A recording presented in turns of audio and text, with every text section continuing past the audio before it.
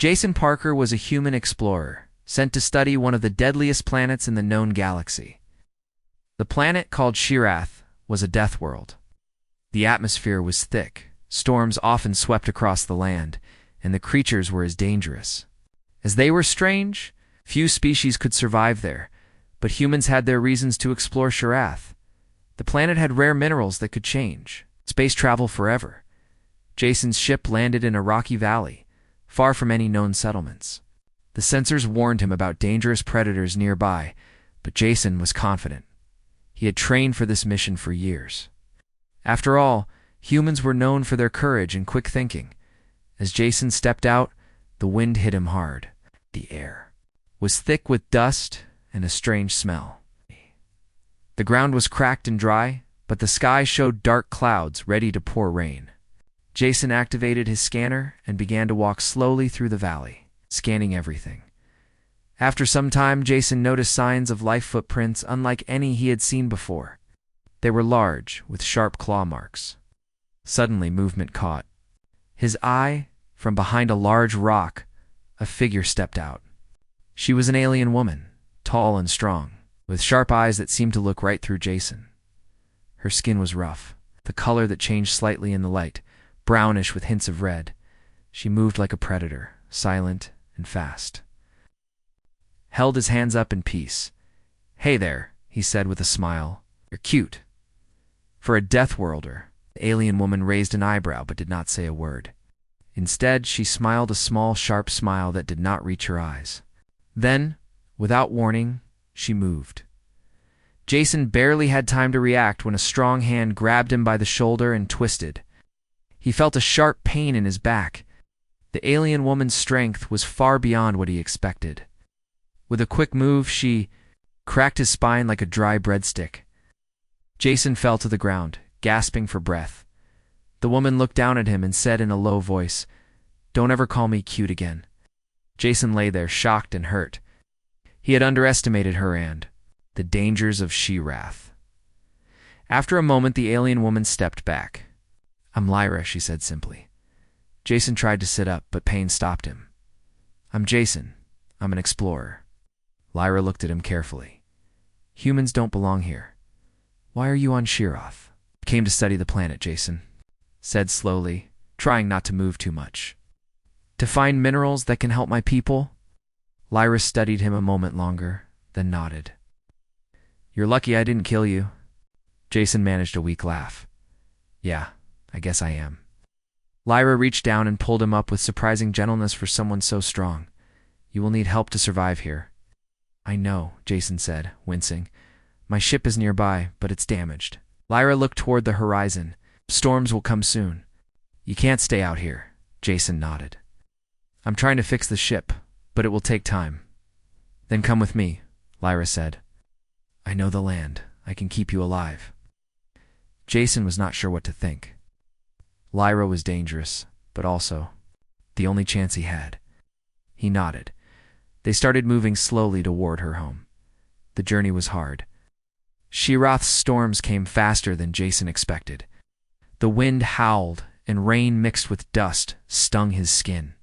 Lyra moved easily through the terrain, guiding Jason and helping him avoid hidden dangers. Along the way, Jason learned more about Lyra. She was one of the few Deathworlders who lived in this valley. Her people were hunters and warriors, tough and proud. Lyra had lost many friends in battles with other tribes and the wild creatures of Shirath. But she survived because she was smart and strong. Jason tried to share stories about Earth and humans. But Lyra listened quietly, only asking questions. When she was curious, at one point, Jason tried to joke again. "So you're really strong? Maybe you should join the human army? We could use someone like you." Lyra smiled again, but this time it was warmer. "Humans think strength is just power. Here, strength is survival." "I'm learning," Jason admitted. After hours of walking, they reached a hidden cave. Inside, it was warm and dry. Lyra had prepared a fire. Jason sat down carefully, feeling the pain in his back with every move. "Thank you," Jason said. Softly, Lyra nodded. "You will need rest." As the fire flickered, Jason looked at Lyra. Despite her hard life and tough nature, there was something kind in her eyes. He realized he had judged her too quickly. "Why did you help me?" Asked, Lyra looked away for a moment, then said, "You are not like others who came here before. You did not bring weapons or threats. I only want to learn." Lyra smiled softly, the first real smile Jason had seen from her. "Then you must survive." The night passed with stories shared quietly between them. For the Deathworlder woman who had cracked his spine but now saved his life. Outside, the storm raged on, but inside the cave, two different worlds began to connect. The morning light came slowly through the cave's narrow opening. Jason woke up feeling stiff and sore, but alive. Lyra was already awake, sitting near the fire, her sharp eyes watching the dark valley outside. "How's your back?" she asked. Without turning. "Better than I thought," Jason said, trying to stretch carefully. Lyra nodded. "You're lucky. Most humans would be dead or worse here." Jason smiled weakly. "Thanks for that reminder." They both knew Shirath was not a place to joke about. The planet was alive with danger's deadly animals, poisonous plants, and strange storms that could change in minutes. "We can't stay here forever," Lyra said. "Your ship is broken, and this cave is not safe long term." Jason looked at her, hopeful. "What do we do then?" Lyra stood and moved to the cave entrance, scanning the horizon. "There is a settlement not far from here. A tribe lives there." "Tribe?" Jason asked. "Yes," Lyra said. "We are few now. Shirath has been harsh. Many of my people died, to the wild creatures or to other tribes, but we survive." Ow. Jason felt respect for her. She was not just strong, but also brave and proud.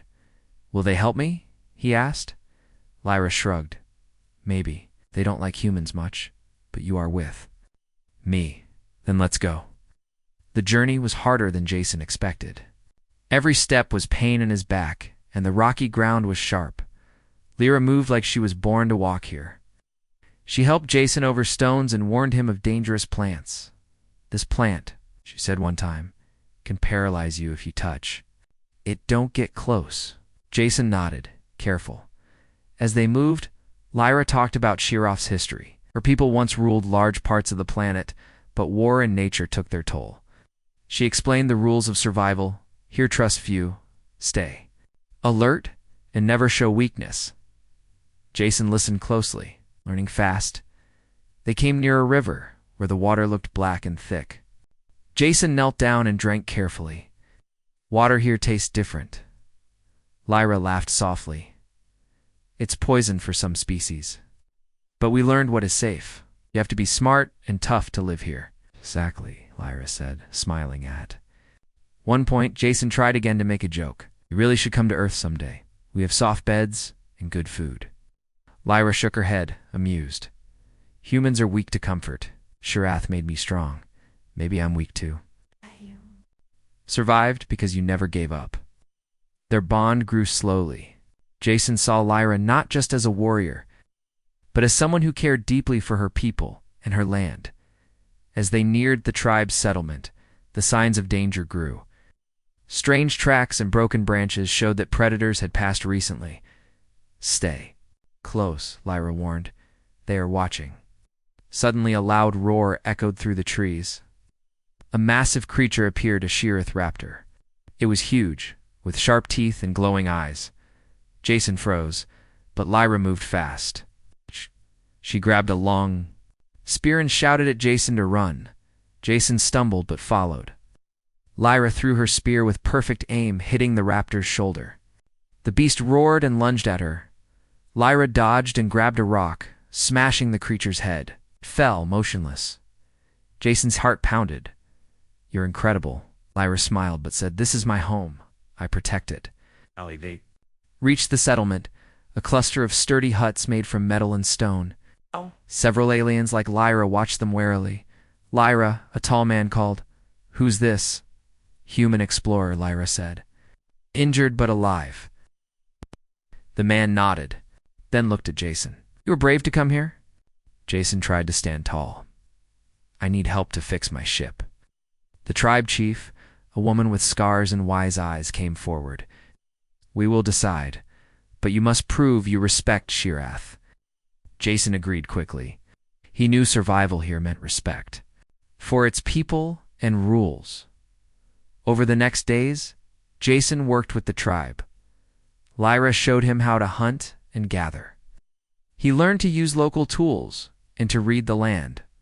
One day while training, Jason noticed how strong Lyra was. She lifted heavy logs with ease and ran faster than any human he had seen. "How do you get so strong?" he asked.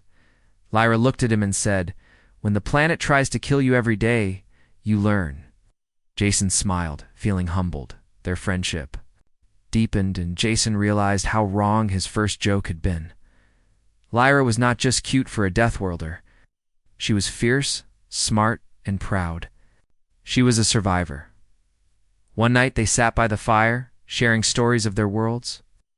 Jason spoke of Earth's cities, technology, and kindness. Lyra talked about Shirath's storms, wild creatures, and lost history. "Humans and Deathworlders are different," Lyra said softly. "But maybe we can learn from each other." Jason nodded. "I want to help. Maybe together we can survive anything." Outside, the storms of Shirath howled again, but inside the small hut, hope grew between two very different beings. The days after Jason joined Lyra's tribe were full of learning and discovery. Shirath's wild world tested him every moment. But he was determined. Fixing his ship was still his goal, but now he understood survival meant more than technology. It meant trust and strength in strange ways. One morning, as the sun rose over the jagged mountains, Jason helped Lyra and other tribe members prepare for a hunt. The air was cold and sharp, and distant sounds of animals echoed through the valley. "Today, we hunt the Talrak," Lyra explained. "They are fast and deadly, but their meat feeds us for weeks." Jason listened closely. The Talrak was a large predator with scales as hard as rock and claws that could tear steel. No human weapon could easily kill one. They moved through thick forests where light barely touched the ground. Jason struggled at first, but Lyra's quiet commands guided him. "Stay low, watch the shadows, and wait." Hours passed. Jason's heart beat fast. Suddenly, a movement, a flash of silver and green. The Talrak burst from the bushes, charging toward them. Jason froze, but Lyra reacted instantly. She threw a spear that hit the Talrak's side. The beast roared, but it was only wounded. It turned toward Jason, who was still holding a weak blade. "Move," Lyra shouted. Jason ran, but the Talrak was close. He tripped, falling hard. The beast was almost upon him when Lyra appeared, tackling it with fierce strength. She wrestled the Talrak, using her bare hands and speed to dodge its claws. Finally, with a powerful strike to the neck, Lyra ended the fight. Jason watched, amazed. "And scared?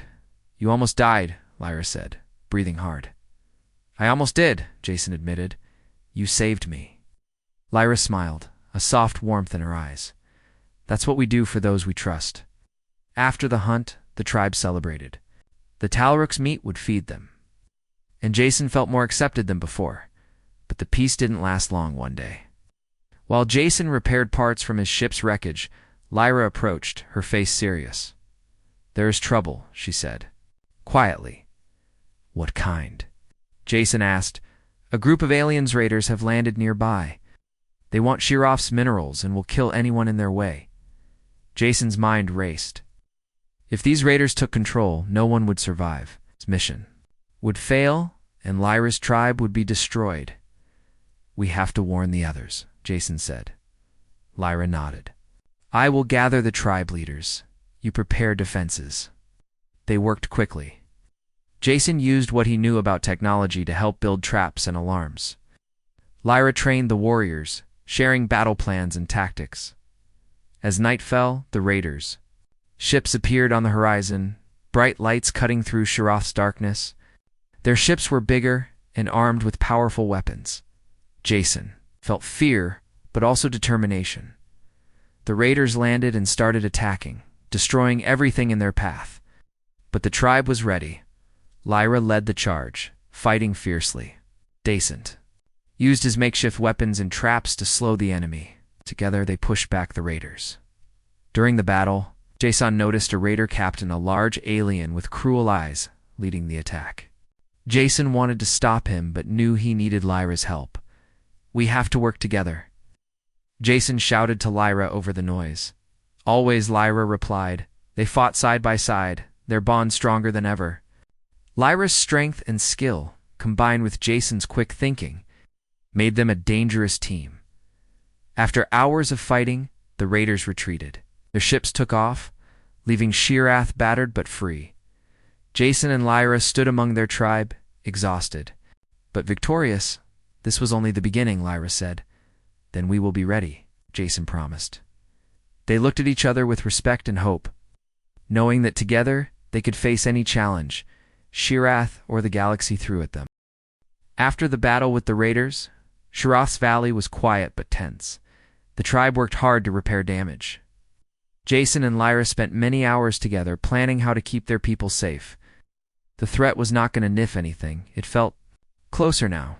One morning, as the sun was low, Lyra and Jason were scouting near the edge of the valley. The rocky cliffs gave a wide view of the land. Suddenly, a group of figures appeared in the distance, hostile aliens moving quickly toward the settlement. "They're coming," Lyra said, her voice sharp. "Raiders? Scouts? Or worse?" Jason felt a cold fear but tried to stay calm.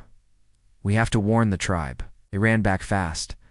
But before they reached the huts, Lyra was caught in a trap hidden in the dirt. A net fell over her, heavy and tight. She struggled but could not break free. "Jason," she shouted. Jason stopped and looked around. More traps. He realized this was an ambush. He tried to free Lyra, but the net was too strong. The alien raiders appeared, armed and dangerous. They quickly captured Lyra and dragged her away. Jason was left behind, shocked and helpless. He knew he had to act fast. Lyra was strong, but even she could not escape alone. Jason's mind raced for a plan. He returned to the tribe to warn them. "Lyra's been captured," he shouted. The tribe's warriors gathered, angry and ready. The chief, a tall woman named Rava, looked at Jason with concern. "We must rescue her," Rava said firmly. "How?" Jason asked. "The raiders' camp is hidden in the mountains," Rava explained. "It's dangerous, but we will go with you."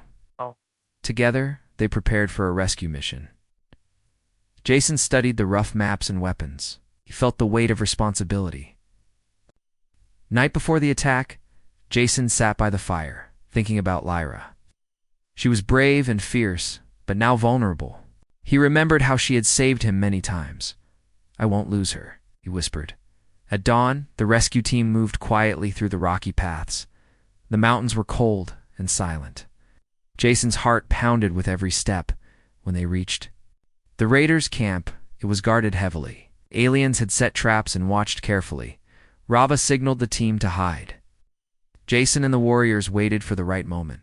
Suddenly, a loud shout came from the camp. The raiders were moving Lyra. "Now," Rava whispered. The warriors attacked with surprise and speed. Jason fought beside them, his makeshift weapons clashing with raider blades. Inside the camp, Lyra struggled but stayed strong. The raiders were tough, but they did not expect the tribe's fierce counterattack. Jason found Lyra tied to a post. He cut her ropes quickly. "I'm here," he said softly. Lyra smiled, tired but proud. "You came, always." Together they fought their way out, the tribe pushing back the raiders. The mountain paths were narrow and dangerous, but they did not stop. Finally, they reached safety. The tribe cheered and Lyra hugged Jason. "Thank you," she said quietly. "We're stronger together," Jason replied. Back in the valley, the tribe prepared for the raiders' next move. Jason and Lyra trained the warriors, sharing what they learned about technology and survival. Their friendship grew deeper, built on trust and shared battles. Jason saw Lyra not just as a fierce Deathworlder, but as a true leader. One evening, as stars filled the sky, Jason and Lyra sat outside the camp. "Why do you fight so hard for your people?" Jason asked. Lyra looked at the stars. "Because Shirath is home. This land made me who I am. I protect it no matter the cost." Jason nodded. "I understand now. Humans and Deathworlders both fight for what they love." Lyra smiled softly. "And sometimes they find friendship in the fight." The night was calm, but both knew more dangers would come. Yet with each other's help, they felt ready. The days after Lyra's rescue were filled with tension and preparation. The raiders were not finished yet. They had tasted defeat, and now they wanted revenge. Jason and Lyra worked closely with the tribe, planning their defense carefully. Jason used his knowledge of technology to build traps and alarms around the settlement. He and Lyra taught the warriors to use both traditional weapons and new tactics. The tribe's warriors trained harder than ever, ready for the next attack. One afternoon, while checking the perimeter, Jason spotted movement in the distance. His heart quickened. "They're coming," he told Lyra. My eyes narrowed. "Then we prepare." The raiders arrived in larger numbers this time. Their ships landed with loud roars, and heavily armed soldiers poured out. They were ruthless and well-organized. The tribe fought bravely. Lyra led the warriors with skill and courage.